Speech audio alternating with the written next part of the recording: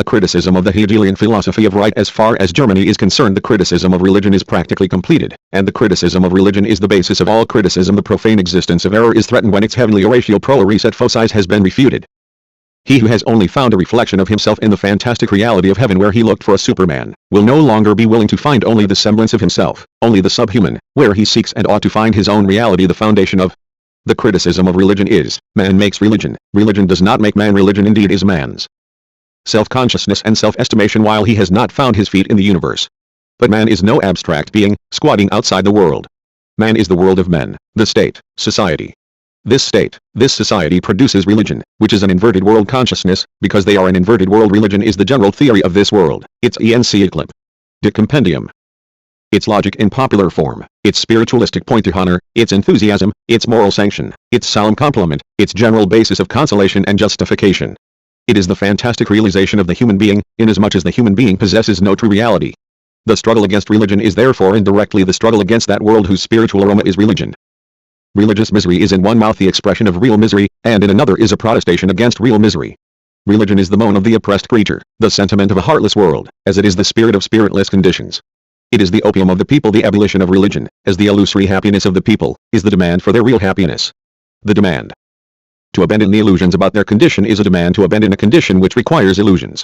The criticism of religion therefore contains potentially the criticism of the veil of tears whose aureole is religion. Criticism has plucked the imaginary flowers which adorn the chain, not that man should wear his fetters denuded of fanciful embellishment, but that he should throw off the chain, and break the living flower. The criticism of religion disillusions man, so that he thinks, acts, shapes his reality like the disillusioned man come to his senses, so that he revolves around himself, and thus around his real sun. Religion is but the illusory sun which revolves around man, so long as he does not revolve around himself. It is therefore the task of history, once the thither side of truth has vanished, to establish the truth of the hither side. The immediate task of philosophy, when enlisted in the service of history, is to unmask human self-alienation in its unholy shape, now that it has been unmasked in its holy shape.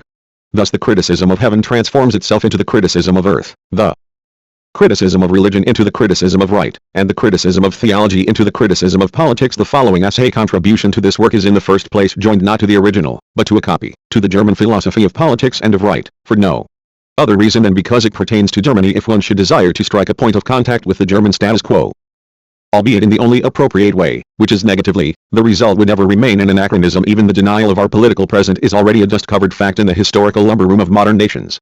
If I deny the powdered wig, I still have to deal with unpowdered wigs.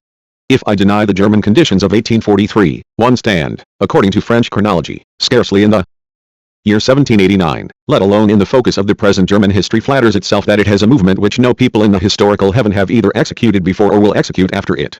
We have in point of fact shared in the restoration epoch of modern nations without participating in their revolutions. We were restored, in the first place, because other nations dared to make a revolution, and, in the second place, because other nations suffered a counter-revolution, in the first place, because our masters were afraid, and, in the second place, because they regained their courage led by our shepherds. We suddenly found ourselves in the society of freedom.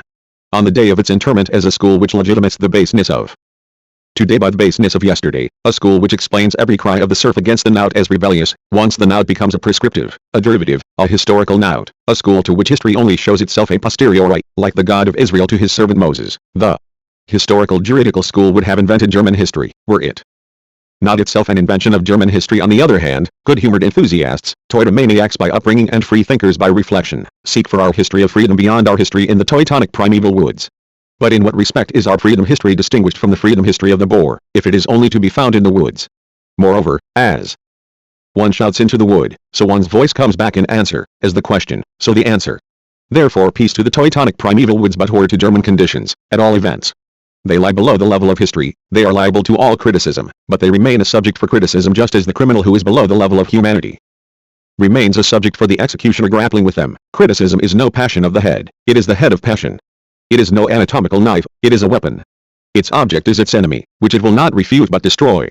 For the spirit of the conditions has been refuted and for themselves they are no memorable objects, but existences as contemptible as they are despised. Criticism has already settled all accounts with this subject. It no longer figures as an end in itself, but only as a means. Its essential pathos is indignation, its essential work is denunciation. What we have to do is to describe a series of social spheres, all exercising a somewhat sluggish pressure upon each other, a general state of inactive dejection, a limitation which recognizes itself as much as it misunderstands itself, squeezed within the framework of a governmental system, which, living on the conservation of all meannesses, is itself nothing less than meanness in government. What a spectacle! On the one hand, the infinitely ramified division of society into the most varied races, which confront each other with small antipathies, bad consciences, and brutal mediocrity, and precisely because of the ambiguous and suspicious positions which they occupy towards each other, such positions being devoid of all real distinctions although coupled with various formalities, are treated by their lords as existences on sufferance. And even more, the fact that they are ruled, governed, and owned, they must acknowledge and confess as a favor of heaven. On the other hand, there are those rulers themselves whose greatness is in inverse proportion to their number. The criticism which addresses itself to this object is criticism in hand-to-hand fighting, and in hand-to-hand fighting, it is not a question of whether the opponent is a noble opponent, of equal birth, or an interesting opponent. It is a question of meeting him. It is thus imperative that the Germans should have no opportunity for self-deception and resignation. The real pressure must be made more oppressive by making men conscious of the pressure, and the disgrace more disgraceful by publishing it. Every sphere of German society must be described as the party Hunters of German society. These petrified conditions must be made to dance by singing to them their own melody. The people must be taught to be startled at their own appearance, in order to implant courage into them. And even for modern nations this struggle against the narrow-minded actuality of the German status quo cannot be without interest, for the German status quo represents the frank completion of the ancient regime, and the ancient regime is the concealed effect of the modern state. The struggle against the German political present is the struggle against the past of modern nations, which are still vexed by the recollections of this past. For them it is instructive to see the ancient regime, which enacted its tragedy with them, playing its comedy as the German Revenant. Its history was tragic so long as it was the pre-existing power of the world, and freedom, on the other hand, a personal invasion, in a word, so long as it believed and was obliged to believe in its justification. So long as the ancient regime as the existing world order struggled with a nascent world, historical error was on its side, but not personal perversity. Its downfall was therefore tragic. On the other hand, the present German regime, which is an anachronism, a flagrant contradiction of the generally recognized axiom of the obsolescence of the ancient regime, imagines that it believes in itself, and extorts from the world the same homage. If it believed in its own being, would it seek to hide it under the semblance of an alien being and look for its salvation in hypocrisy and sophistry? The modern ancient regime is merely the comedian of the world order whose real heroes are dead. History is thorough, and passes through many phases when it bears an old figure to the grave. The last phase of a world historical figure is its comedy. The gods of Greece, once tragically wounded to death in the chain Prometheus of She Won Us, were fated to die a comic death in Lucian's dialogues. Why does history take this course?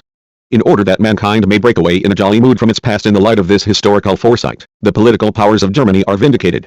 As soon as the modern politico-social reality is itself subjected to criticism, as soon, therefore, as criticism raises itself to the height of truly human problems, it either finds itself outside the German status quo, or it would delve beneath the latter to find its object. To take an example, the relation of industry, and of the world of wealth generally, to the political world is one of the chief problems of modern times. Under what form is this problem beginning to engage the attention of Germans? Under the form of protective tariffs, of the system of prohibition, of political economy. Toydomania has passed out of men and gone into matter, and thus one fine day we saw our cotton knights and iron heroes transformed into patriots. Thus in Germany we are beginning to recognize the sovereignty of monopoly at home, in order that it may be invested with sovereignty abroad. We are now beginning in Germany at the point where they are leaving off in France and England. The old rotten condition, against which these countries are theoretically in revolt, and which they only tolerate as chains are born, is greeted in Germany as the dawning of a splendid future, which as yet scarcely dares to translate itself from cunning theory into the most ruthless practice. Whereas the problem in France and England reads, political economy or the rule of society over wealth, it reads in Germany, national economy or the rule of private property over nationality. Thus England and France are faced with the question of abolishing monopoly, which has been carried to its highest point in Germany. The question is to carry monopoly to its highest point if, therefore, the total German development were not in advance of the political German development. A German could at the most take part in present-day problems only in the same way as a Russian can do so, but if the individual is not bound by the ties of a nation, the entire nation is even less liberated by the emancipation of an individual. The Scythians made no advance towards Greek culture because Greece numbered a Scythian among her philosophers. Luckily we Germans are no Scythians, as the old nations lived their previous history in imagination, in mythology, so we Germans live our history to come in thought. In philosophy we are philosophical contemporaries of the present without being its historical contemporaries. German philosophy is the ideal prolongation of German history. If, therefore, we criticize the über es Posthumes of our ideal history, philosophy, instead of the über es incompletes of our real history, our criticism occupies a position among the questions of which the present says, that is the question. That which represents the decaying elements of practical life among the progressive nations with modern state conditions. First of all becomes critical decay in the Philosophical reflection of these conditions in Germany, where the conditions themselves do not yet exist. German juridical and political philosophy is the sole element of German history which stands el pari with the official modern present. The German people must therefore strike this their dream history against their existing conditions, and subject to criticism not only these conditions, but at the same time their abstract continuation. Their future can neither be confined to the direct denial of their real nor to the direct enforcement of their ideal political and juridical conditions, for they possess the direct denial of their real conditions in their ideal conditions, and the direct enforcement of their ideal conditions they have almost outlived in the opinion of neighboring nations. Consequently, the practical political party in Germany properly demands the negation of philosophy. Its error consists not in the demand, but in sticking to the demand, which seriously it neither does nor can enforce. It believes it can accomplish this negation by turning its back on philosophy, the while its averted head utters a few irritable and banal phrases over it. Moreover, its horizon is so limited as to exclude philosophy from the realm of German actuality unless it imagines philosophy to be implied in German practice and in the theories subserving it. It urges the necessity for linking up with vital forces, but forgets that the real vital force of the German people has hitherto only pollinated under its skull. In a word, you cannot abolish philosophy without putting it into practice. The same error, only with the factors reversed, is committed by the theoretical party, the political party which founds on philosophy. The latter perceives in the present struggle only the critical struggle of philosophy with the German world. It does not suspect that all previous philosophy has itself been a part of this world, and is its complement, if an ideal one. While critical towards its opposing party, it behaves uncritically towards itself. It starts from the assumptions of philosophy, but either refuses to carry further the results yielded by philosophy, or claims as the direct outcome of philosophy results and demands which have been called from another sphere. We reserve to ourselves a more detailed examination of this party. Its fundamental defect may be reduced to this: it believes it can enforce philosophy without abolishing it. The criticism of German juridical and political philosophy, which has received through Hegel its most consistent, most ample and most recent shape, is at once both the critical analysis of the modern state and of the actuality which is connected therewith, and in addition the decisive repudiation of the entire previous mode of the German political and juridical consciousness, whose principal and most universal expression, elevated to the level of a science, is speculative jurisprudence itself. While, on the one hand, speculative jurisprudence, this abstract and exuberant thought process of the modern state, is possible only in Germany, on the other hand, the German conception of the modern state, making abstraction of real men, was only possible because and in so far as the modern state itself makes abstraction of real men or only satisfies the whole of man in an imaginary manner. Germans have thought in politics what other peoples have done. Germany was their theoretical conscience. The abstraction and arrogance of her thought always kept an even pace with the one-sidedness and stunted growth of her actuality. If, therefore, the status quo of the German civic community expresses the completion of the Anton regime, the completion of the pile driven into the flesh of the modern state, the status quo of German political science expresses the inadequacy of the modern state, the decay that is set up in its flesh as a decisive counterpart of the previous mode of German political consciousness. The criticism of speculative jurisprudence does not run back upon itself, but assumes the shape of problems for whose solution there is only one means: practice. The question arises, can Germany attain to a practice a la hauteur des principes, that is, to a revolution which will not only raise her to the level of modern nations, but to the human level which will be the immediate future of these nations? The weapon of criticism cannot in any case replace the criticism of weapons. Material force must be overthrown by material force, but theory too becomes a material force as soon as it grasps weapons. Theory is capable of grasping weapons as soon as its argument becomes ad hominem, and its argument becomes ad hominem as soon as it becomes radical. To be radical is to grasp the matter by its root. Now the root for mankind is man himself. The evident proof of the radicalism of German theory, and therefore of its practical energy, is its outcome from the decisive and positive abolition of religion. The criticism of religion ends with the doctrine that man is the supreme being for mankind, and therefore with the categorical imperative to overthrow all conditions in which man is a degraded, servile, neglected, contemptible being, conditions which cannot be better described than by the exclamation of a Frenchman on the occasion of a projected dog tax: "Poor dogs. They want to treat you like men." Even historically, theoretical emancipation has a specifically practical significance for Germany. Germany's revolutionary past is particularly theoretical. It is the Reformation.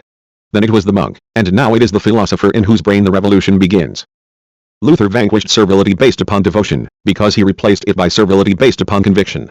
He shattered faith in authority, because he restored the authority of faith. He transformed parsons into laymen, because he transformed laymen into parsons. He liberated man from outward religiosity, because he made religiosity an inward affair of the heart. He emancipated the body from chains, because he laid chains upon the heart. But if Protestantism is not the true solution, it was the true formulation of the problem. The question was no longer a struggle between the layman and the parson external to him. It was a struggle with his own inner parson, his parsonic nature. And if the Protestant transformation of German laymen into parsons emancipated the lay popes, the princes, together with their clergy, the privileged and the Philistines, the philosophic transformation of the parsonic Germans into men will emancipate the people. But little as emancipation stops short of the princes, just as little will the secularization of property stop short of church robbery, which was chiefly set on foot by the hypocritical Prussians. Then the peasants' war, the most radical fact of German history, came to grief on the reef of theology. Today, when theology itself has come to grief, the most servile fact of German history, our status quo, will be shivered on the rock of philosophy. The day before the Reformation, official Germany was the most abject vassal of Rome. The day before its revolution, it is the abject vassal of less than Rome, of Prussia and Austria, of country squires and Philistines. Meanwhile, there seems to be an important obstacle to a radical German revolution. Revolutions in fact require a passive element. A material foundation theory becomes realized among a people only in so far as it represents the realization of that people's needs. Will the immense cleavage between the demands of the German intellect and the responses of German actuality now involve a similar cleavage of middle-class society from the state, and from itself? Will theoretical needs merge directly into practical needs? It is not enough that the ideas press towards realization. Reality itself must stimulate to thinking, but Germany did not pass through the middle stages of political emancipation simultaneously with the modern nations. Even the stages which she has overcome theoretically she has not reached practically. How would she be able to clear with assault mortali not only her own obstacles, but at the same time the obstacles of modern nations, obstacles which she must actually feel to mean a liberation to be striven for from her real obstacles? A radical revolution can only be the revolution of radical needs, whose preliminary conditions appear to be wholly lacking. Although Germany has only accompanied the development of nations with the abstract activity of thought, without taking an active part in the real struggles incident to this development, she has, on the other hand, shared in the suffering incident to this development, without sharing in its enjoyments, or their partial satisfaction. Abstract activity on the one side corresponds to abstract suffering on the other side. Consequently, one fine day Germany will find herself at the level of European decay, before she has ever stood at the level of European emancipation. The phenomenon may be likened to a fetish worshipper, who succumbs to the diseases of Christianity. Looking upon German governments, we find that, owing to contemporary conditions, the situation of Germany, the standpoint of German culture and finally their own lucky instincts, they are driven to combine the civilized shortcomings of the modern state world, whose advantages we do not possess, with the barbarous shortcomings of the ancient regime, which we enjoy in full measure, so that Germany is constantly obliged to participate, if not intelligently, at any rate unintelligently, in the state formations which lie beyond her status quo. Is there, for example, a country in the world which shares so naively in all the illusions of the constitutional community, without sharing in its realities, as does so-called constitutional Germany? Was it necessary to combine German governmental interference, the tortures of the censorship, with the tortures of the French September laws which presupposed freedom of the press? Just as one found the gods of all nations in the Roman pantheon, so will one find the flaws of all state forms in the Holy Roman German Empire. That this eclecticism will reach a point hitherto unsuspected is guaranteed in particular by the politicos-hetic gomandry of a German king, who thinks he can play all the parts of monarchy, both of the feudal and the bureaucratic, both of the absolute and the constitutional, of the autocratic as of the democratic, if not in the person of his people, then in his own person, if not for the people, then for himself. Germany, as the embodiment of the defect of the political present, constituted in her own world, will not be able to overthrow the specifically German obstacles without overthrowing the general obstacles of the political present. It is not the radical revolution which is a utopian dream for Germany, not the general human emancipation, but rather the partial, the merely political revolution, the revolution which leaves the pillars of the house standing. Upon what can a partial, a merely political revolution base itself?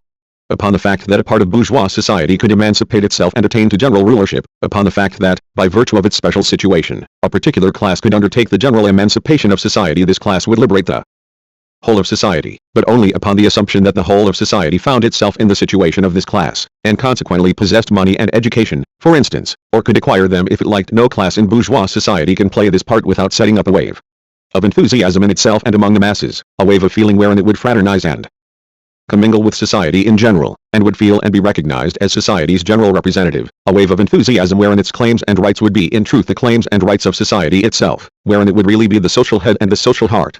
Only in the name of the general rights of society can a particular class vindicate for itself the general rulership. Revolutionary energy and intellectual self-confidence are not sufficient by themselves to enable a class to attain to this emancipatory position, and thereby exploit politically all social spheres in the interest of its own sphere. In order that the revolution of a people should coincide with the emancipation of a special class of bourgeois society, it is necessary for a class to stand out as a class representing the whole of society. Thus further involves, as its obverse side, the concentration of all the defects of society in another class, and this particular class must be the embodiment of the general social obstacles and impediments. A particular social sphere must be identical with the notorious crime of society as a whole, in such wise that the emancipation of this sphere would appear to be the general self-emancipation. In order that one class should be the class of emancipation par excellence, another class must contrariwise be the class of manifest subjugation. The negative general significance of the French nobility and the French clergy was the condition of the positive general Significance of the class of the bourgeoisie, which was immediately encroaching upon and confronting the former. But in Germany every class lacks not only the consistency, the keenness, the courage, the ruthlessness, which might stamp it as the negative representative of society. It lacks equally that breadth of soul which would identify it, if only momentarily, with the popular soul, that quality of genius which animates material power until it becomes political power, that revolutionary boldness which hurls at the opponent the defiant words, "I am nothing, and I have to be everything," but the stock in trade of German morality and honor, not only as regards individuals but also as regards classes, constitutes rather that modest species of egoism which brings into prominence its own limitations. The relation of the various spheres of German society is therefore not dramatic, but epic. Each of them begins to be self-conscious and to press its special claims upon the others, not when it is itself oppressed, but when the conditions of the time, irrespective of its co-operation, create a sociable foundation from which it can on its part practice oppression. Even the moral self-esteem of the German middle class is only based on the consciousness of being the general representative of the Philistine mediocrity of all the other classes. Consequently, it is not only the German kings who succeed to the throne malapropos, but it is every sphere of bourgeois society which experiences its defeat before it celebrates its victory, develops its own handicaps before it overcomes the handicaps which confront it, asserts its own narrow-minded nature before it can assert its generous nature, so that even the opportunity of playing a great part is always past before it actually existed, and each class, so soon as it embarks on a struggle with the class above it, becomes involved in a struggle with the class below it. Consequently, the princedom finds itself fighting the monarchy, the bureaucrat finds himself fighting the nobility, the bourgeois finds himself fighting them all, while the proletariat is already commencing to fight the bourgeois. The middle class hardly dares to seize hold of the ideas of emancipation from its own standpoint before the development of social conditions and the progress of political theory declare this standpoint to be antiquated, or at least very problematical. In France, partial emancipation is the basis of universal emancipation. In Germany, universal emancipation is the conditio sine qua non of every partial emancipation. In France it is the reality, in Germany it is the impossibility of gradual emancipation which must bring forth entire freedom. In France, every popular class is tinged with political idealism, and does not feel primarily as a particular class, but as the representative of social needs generally. The role of emancipator, therefore, flits from one class to another of the French people in a dramatic movement, until it eventually reaches the class which will no longer realize social freedom upon the basis of certain conditions lying outside of mankind, and yet created by human society, but will rather organize all the conditions of human existence upon the basis of social freedom. In Germany, on the other hand, where practical life is as unintellectual as intellectual life is unpractical, no class of bourgeois society either feels the need or possesses the capacity for emancipation, unless driven thereto by its immediate position, by material necessity, by its chains themselves. Wherein, therefore, lies the positive possibility of German emancipation?